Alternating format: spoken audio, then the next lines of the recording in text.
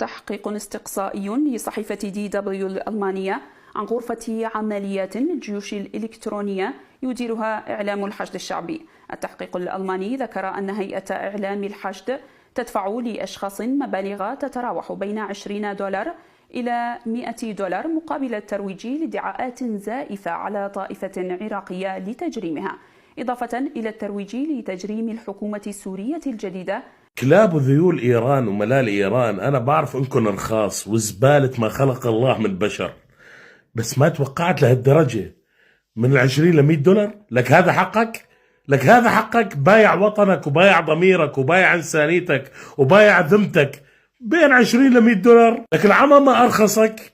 لك أنا بعرف ملال إيران راكبينكم ركب مثل الجحاش، بس ما بعرف إنه راكبينكم بهالرخص بهالزبالة. صحيفة ألمانية عاملة تحقيق صحفي على الشيء اللي داير هلا بالسوشيال ميديا. وطبعا الصحافة الألمانية نحن نعرف أعز المعرفة ما في صحفي يسترجي يكتب حرف إذا ما يكون متأكد منه 1,000,000%، لأنه في رقابة قوية عليه.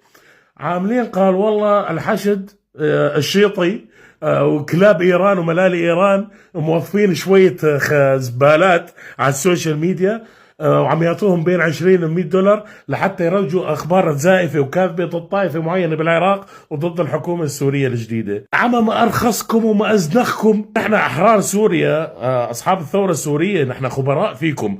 نحن نعرف إنكم رخاص وزبالة ما خلق الله من بشر، خنزر وأسقط ما خلق الله من بشر.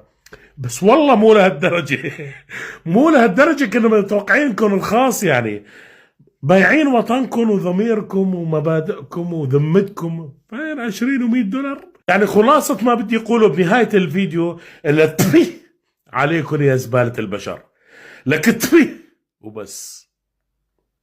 السلام عليكم.